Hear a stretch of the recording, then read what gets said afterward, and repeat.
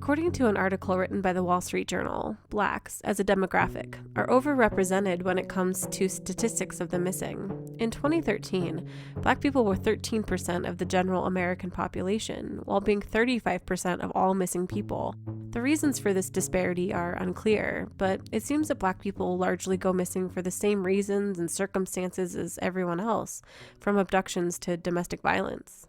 It seems to be common knowledge that while black people go missing more often than their counterparts of differing races, their disappearances are covered less in the media. Headlines of articles on this topic reveal how it's felt in our country, with headlines of popular articles like "The Shocking and Forgotten Toll of Missing Black Women Across the United States" or "When African Americans Go Missing, No One Notices." This lack of reporting on missing minorities even has a name: missing white woman syndrome, a phrase reflecting the media's tendency to over-report cases of white, attractive, middle to upper class women who either go missing or are victims of violent crimes. Research on this issue shows it's not just our imaginations. According to a 2010 paper on this topic titled "Missing Children in National News Coverage, Racial and Gender Representations of Missing Children Cases," missing black children are markedly underreported in the media, citing cases of missing white children causing a media frenzy, like Elizabeth Smart, while similar cases of missing black children, like 7-year-old Alexis Patterson, who went missing at the same time, quote, received little local media coverage, let alone national attention. And when the media does cover stories of missing black women, according to the 2008 paper The Invisible Damsel, media outlets are more likely to mention a black woman's, quote, baggage, such as her abusive boyfriend or troubled past, while mentioning a white woman's role as a mother or daughter and focusing on her physical appearance and beauty. And it seems true enough. I know who Elizabeth Smart is. I had never heard of Alexis Patterson, and this is a problem that persists in our media today. Today's episode is our first reported case where the missing twin sisters Jeannette and Dannette Millbrooks are black, and their case and the media attention, or lack of it, follows this same sad, familiar pattern.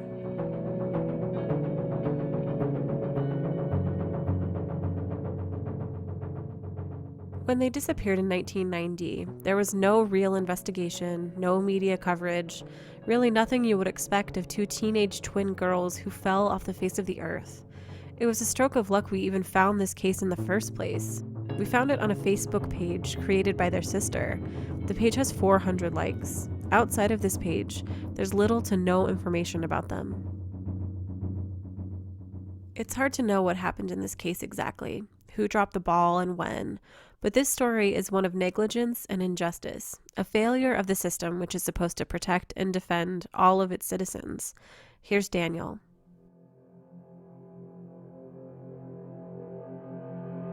Yeah, what can we do? We can't go out here and physically look for them. We don't know where to begin. We can't just go knock on people's doors because ain't nobody. Some people don't want to talk to you. Some people get angry and aggressive even if you come to their house. So why not get the police involved and they look like they ain't trying to do nothing to help?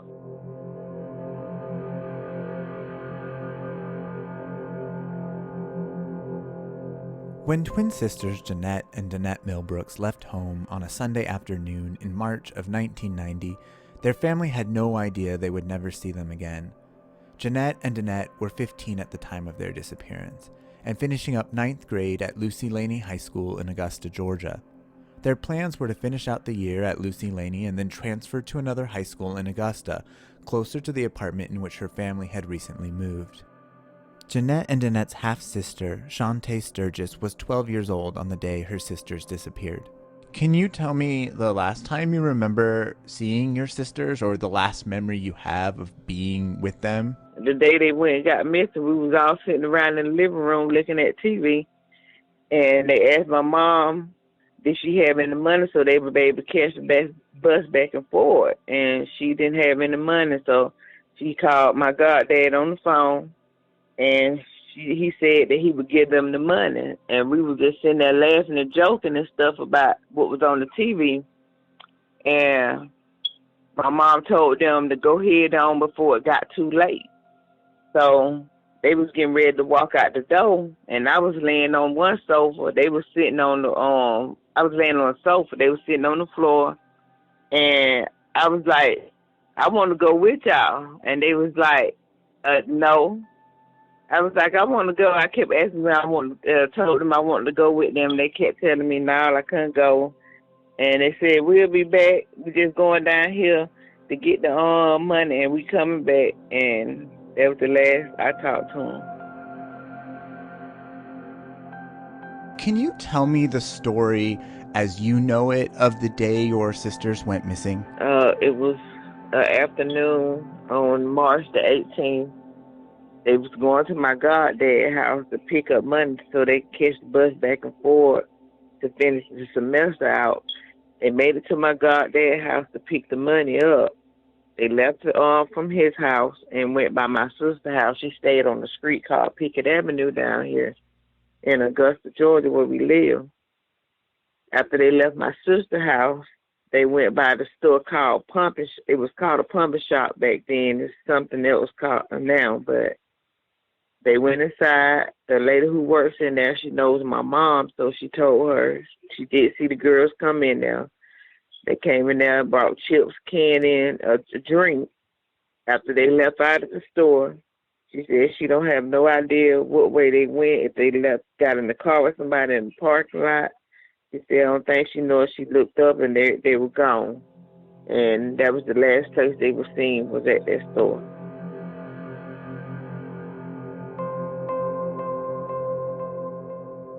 When nighttime came and neither of the girls arrived home, Shanta and her mother Mary began to get increasingly more worried.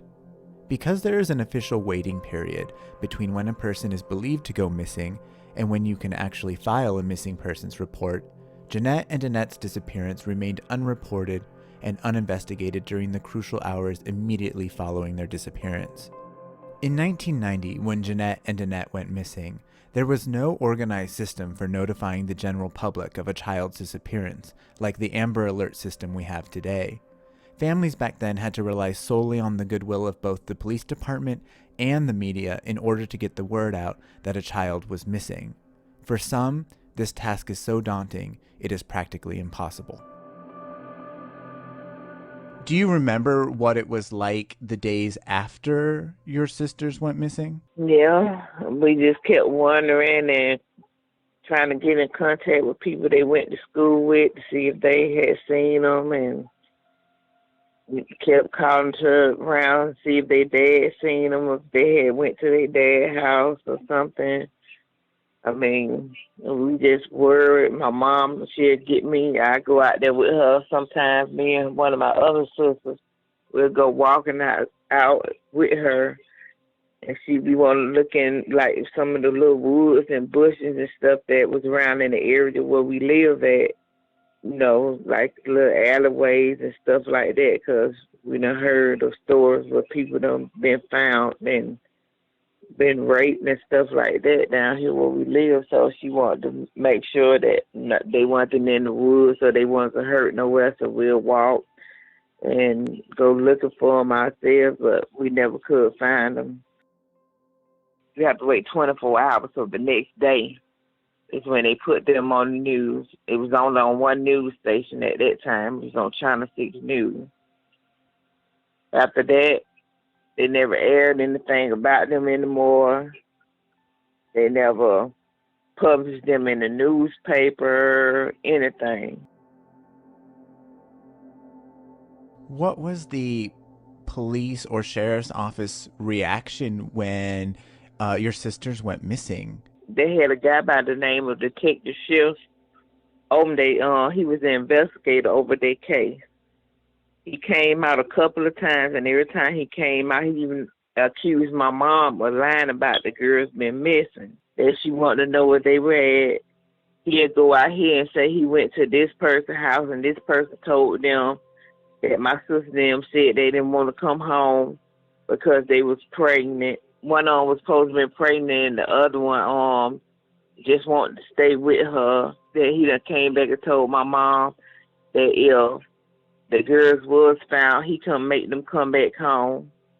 The last conversation that she had with him is when he told her that he was closing the case because they had turned a certain age, and that they couldn't make them come back home even if they did find them. So he closed the case out, and nothing never came about it. And my mom kept calling and kept calling down there to the sheriff's department, but nobody never responded to help her. Even if he did find them or he did see them, he could at least have told her, well, yeah, we found the girls here, gave her a specific address or whatever, and she could have went to see if she could have talked to her own children into coming back home, even if he didn't want to.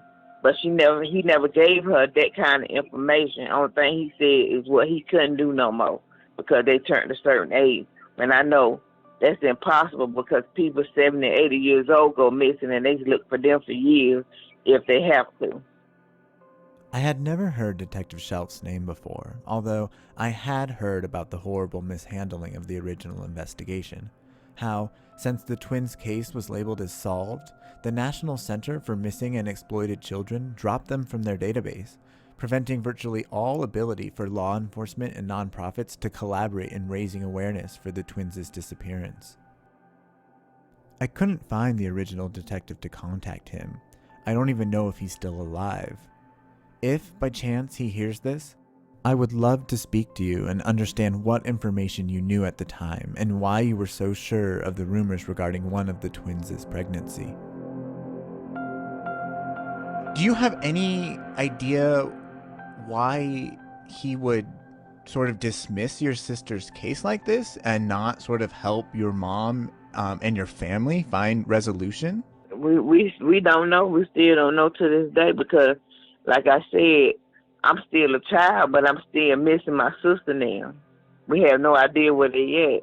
So years and years done went by. So when I got up to the age, I was like probably 19, I started trying to research and do stuff myself. So I was putting the information in the system and see if I could find them once the internet came popular. I put their social security number in, their birthdays. Wasn't nothing never come about. So I said, well, let me call down here to the sheriff's office. And every time I called in, the same result she was getting, I got too. Then nobody want to help. They kept telling me the same thing they was telling her, saying that, well, we don't have anything here about no missing twins or missing Jeannette or missing Dannette Millbrook. We don't have anything about that, man. They told me that we had to hire our own private detective and stuff like that once when I called down there. Okay, I kept calling down there, still trying to get somebody to listen, still trying to get somebody to help because years keep going by and years keep going by. By this time, 23 years done passed. Still nobody would help. My mom called back down there, and by this time, she got so frustrated, she stopped calling because they wouldn't help her. So I said, I'm going to do it. So I kept doing it. I'm not the oldest sister, but, you know, I was very, very close to them, even though I was 12, and they not too far from me. I'm 38 years old. They 42 years old. So it's not much of a big age difference. So we were very close. We slept in the same bed together, slept in the same room together, took baths together. So, you know, I know my sister now. They didn't run away from home. I think something happened to them, and that's what I kept trying to tell these people, but no, they would never listen. So finally, 2000 and I think it was like 2013, we got a new sheriff down here. Once we got the new sheriff, he was on TV, and I seen he said that he wanted to help the community and stuff like that. I called down there to talk to him about it, to see what I could do, to see if he would help. And finally, that's when we got the results. That's when they opened the case back up, 23 years later.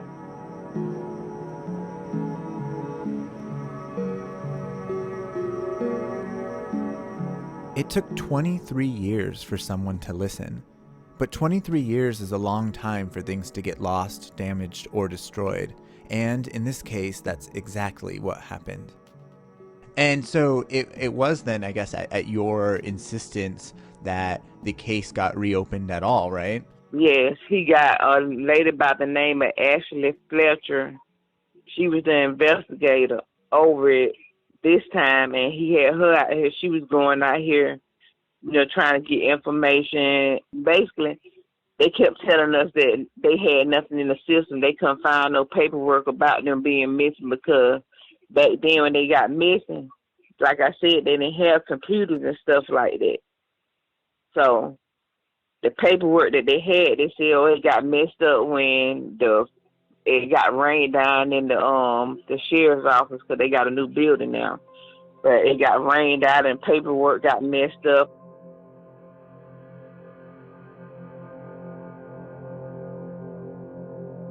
I mean, it seems like, though, even if they did run away from home, right, like you still deserve those answers. You know, your family still deserves to know what happened, regardless of what actually did happen.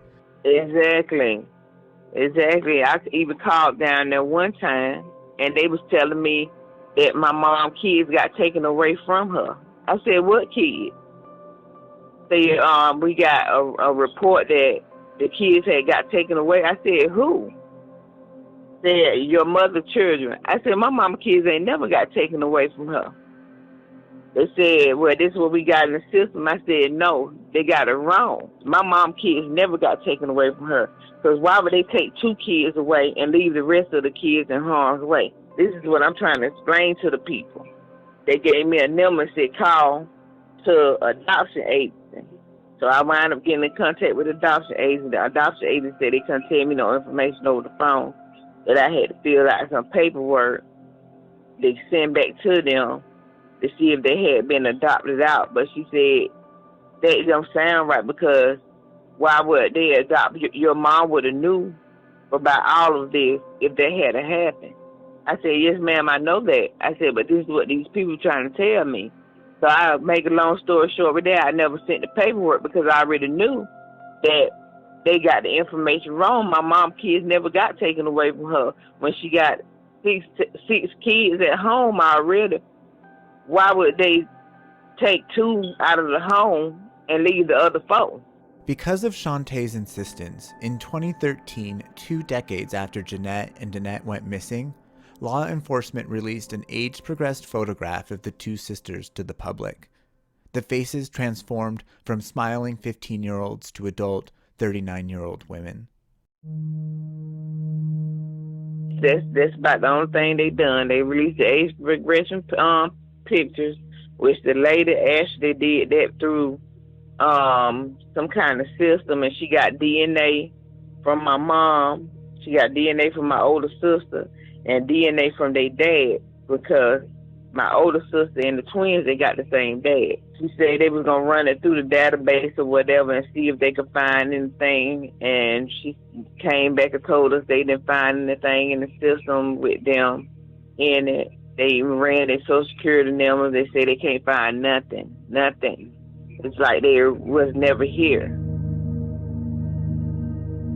So when they released recently those age progression photographs of your sisters, what was it like for you to see them now, or what they would look like now as opposed to the last time you saw them on the sofa that day? I was kind of nervous because I was like, what if I done seen them somewhere and I ain't know who they was? Because it was kind of scary. I said, it resembled them. You know, first we was like, no, Mom, it don't kind of look like them or whatever. Then again, I was like, but they done got older, so I think I would know them if I recognized them. But it just, I feel kind of emotional. Right. You know, I want to see them. It was just like looking at them. Right. When they got the, you know, but older.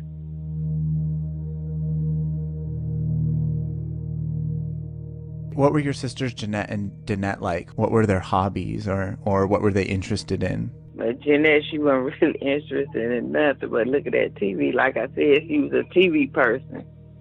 She liked looking at TV. My sister Dannette, she just liked to talk on the phone mostly. And, you know, I mean, they didn't get in trouble because they weren't no trouble kids, put it like that. They wasn't no trouble children. They were just normal teenagers. I mean, they had a couple of guys that liked them. They did talk to a couple of people but not as far as in dating nobody. They wasn't dating anybody. We just had moved out there in that neighborhood. We hadn't been too long moved out there in that neighborhood when they got missing. It was a guy by the name of Steve. He wasn't allowed nobody allowed in my mom's house, but one day she came back home from the store and he was in the house with them. So she had told the people about that because they wanted to know anybody that had any kind of contact with them in the last couple of days. These guys that you mentioned that sort of were interested in your sisters, were these guys teenagers or were they older men? They was teenagers, but they were older than my sister and them. They probably had to be like, maybe, my sister and them was like 15 at the time they got missing because their birthday hadn't came yet. So these guys probably had to be like 18 maybe. I'm sure that you probably think about your sister's disappearance a lot. Every day. Have you come across any ideas about what you think happened to them, or looking back now, anybody sort of seems suspicious or anything that comes to you? I don't know, but I just sit here and think, because a year after they got missing, another young lady got missing. It took them 20 years to find her. But when they found her, she was deceased. Some guys was in a wooded area doing some construction work, and they ran across her bones in some wooded area. And she got missing a year after my sister and them got missing. Her name was Tiffany Nelson. That comes across my mind that something like that could have happened to them. And then you got this little story that happened in Cleveland, where the girls was kidnapped for so many years, and their family thought that they was dead, and the guy had them in the house not too far from where they lived all them years. And I think about that, that could have happened to them. We just don't know. We don't know if they're dead. We don't even know if they're alive. But I think if they were in Augusta, Georgia, if they was alive, somebody that know us would have seen them by now.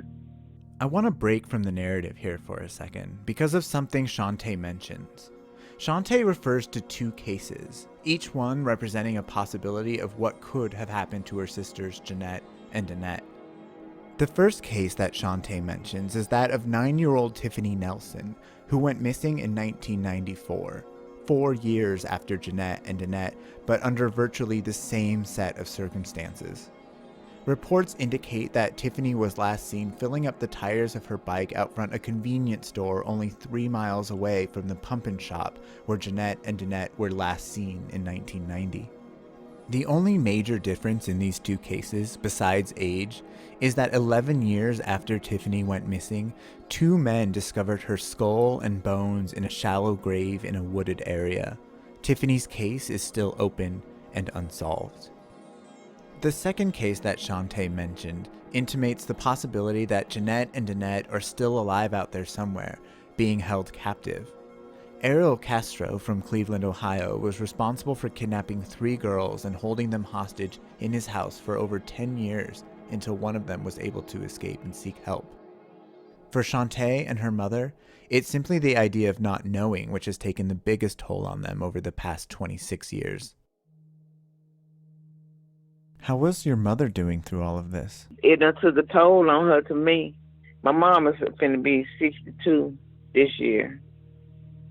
And some 62-year-olds still walk around like me and you. They still walk around. I could tell by her demeanor. Every time something happens to somebody else's child, I know it brings back memories to her. That she don't know where her girls at. Some of these kids get missing, and then they wind up finding them, even if they are deceased. At least they know. She just don't know anything. Because me and her talk every day, so I know she feel like that they let her down. That if something did happen to her girl, it'll take them years from now to probably even find out, because when nobody listen at her, when nobody try to help her. She even contacted John Walsh on the American Most Wanted. We done contact Oprah Winfrey. We contacted so many people trying to get them involved to help. So they denied it because they said the sheriff's department had to get them involved in it. What is your relationship with your mom like now? Do you think that your sister's disappearance has affected your relationship with your mother in any way? It brought us, I know it had brought everybody closer together, and now that she got grandkids too, you know, she's scared that if they go anywhere and they be gone too long, that somebody done happen, you know, because I'm like that too. My kids, they sort of get angry with me because I be cautious because I don't know if they leave here, that'd be my last time seeing my kids. Just like she feel the same way. Same thing with him. And, you know, it just makes us very, I guess, cautious with our kids to where they get angry with us because they think that we too aggressive or overprotective of them. But when something like that done happen to you and you don't know where your kids at, then, I mean, it takes that kind of effect on you because you don't want that to happen all over again. You don't want time to repeat itself. Do your kids know what happened? Yeah, I have talked to them about it. They know now, you know. They don't know them, but they know they got two aunts that's out here that we don't know where they at. They know about it. Is there anything else important or essential that you think I should know, or anything else that you'd like to say in regards to your sister's case that maybe I just don't know about? Well, it was one little thing when they did open the case back up. They went to go talk to their dad. Okay, their dad called my older sister and told them when the people got ready to go talk to him. He said that he didn't want the people coming down there to his house, and told my sister to tell my mom to tell those people to leave him alone and don't open the case back up, and told my sister if they call her, don't answer the phone and get her number changed. And we trying to figure out, these are your children. Why wouldn't you want these people to look for them? Right. And what sort of answer did you get to that question when you asked him or posed it to him? I never got to talk to him myself. My mom never got to talk to him about it either. This is just the message that my older sister called my mama and told my mama about it. So we related the message to the lady who was over the case. The same thing. We told her the same thing, and she was like, well, that sounds strange because these are his kids. Why wouldn't he want us to look for them? Because told my sister to tell my mama to leave that alone, leave that case alone with those girls. Those girls probably out here with some man. This is what he say. Leave those girls alone. Told my sister don't answer no phone. And they did come back over there, don't answer the door, and don't let the people talk you into talking to them about nothing. Told her to change her phone number. Mm-hmm.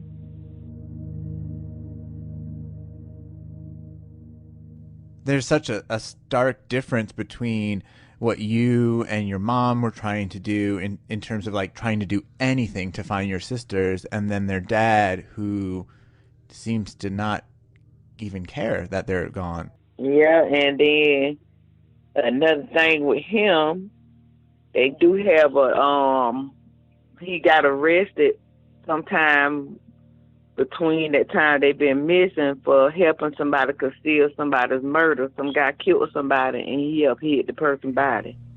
Wow. So, yeah, so we don't know if that could have happened with them. Is he in jail now? No, he's out of jail now. He done been released since that happened, but he did get arrested for it. And I forgot how long he stayed in there, but he did get arrested for that. Does your family have any contact with him today or now? My mom's brother and them, when they come down here, because my family is actually from Thompson, Georgia. my uncle and them, they'll come from Thompson down here because they grew up with my sister and them dad, and they'll go down there with him, where he at, just to catch up or whatever the case may be. And every time they go down there, he always drunk because he's an alcoholic. He told her to tell the people not come to his house and to tell my mom to leave that alone and stuff like that. She was worried about her kids. She been worried all this time, worried to have to herself to where she done had. My grandma done passed away. My grandma don't even know where they at. Everybody done worried so much, And some of my family members, we said everybody still talk about it to this day.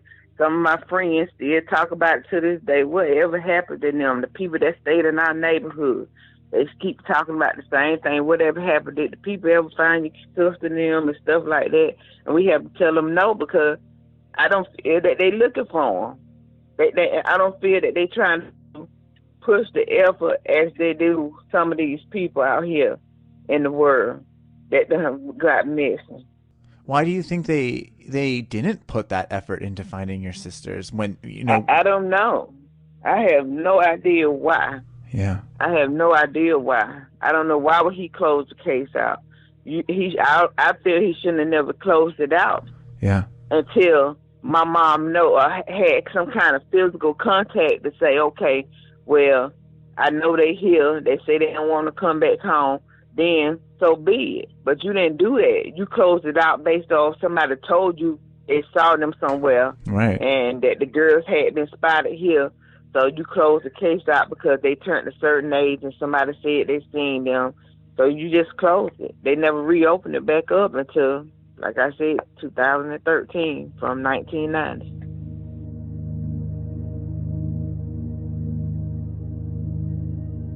From the time all these years they had been missing, I just finally had a dream about them this year.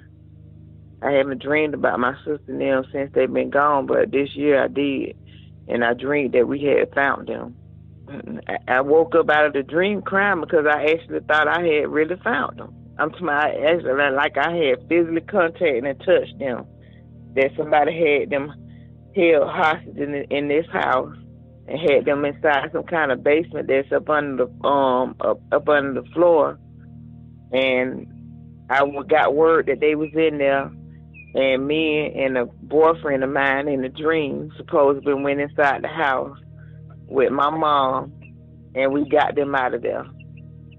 It was so many people standing outside cheering and stuff, saying that they were glad that we had found them, and it's about time. And it took for us to find our own family members versus the police department and stuff like that. And I was crying, I was touching them, and for some reason in the dream they kept doing some kind of signals with their hand, and I just can't figure out what was that they was doing with their hands in my dream.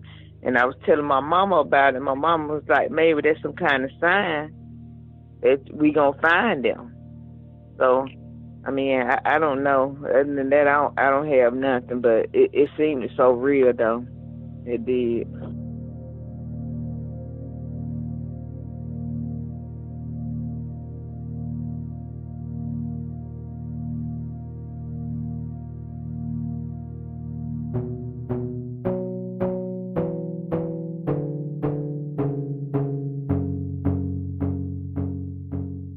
Jeannette and Dannette's disappearance remains open and unsolved.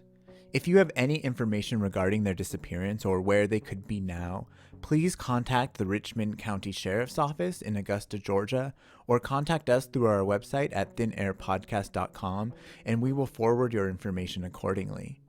We put in multiple requests to speak to someone in law enforcement regarding this case. We never heard back from any of them.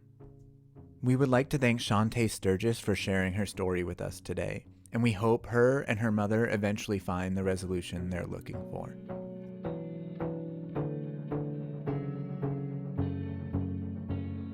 Today's episode of Thin Air Podcast is brought to you by our donators over at patreon.com/Thin Air Podcast. One of our goals on our Patreon is to become a more frequent podcast. We love doing this and dream of a day when this can be our full-time job.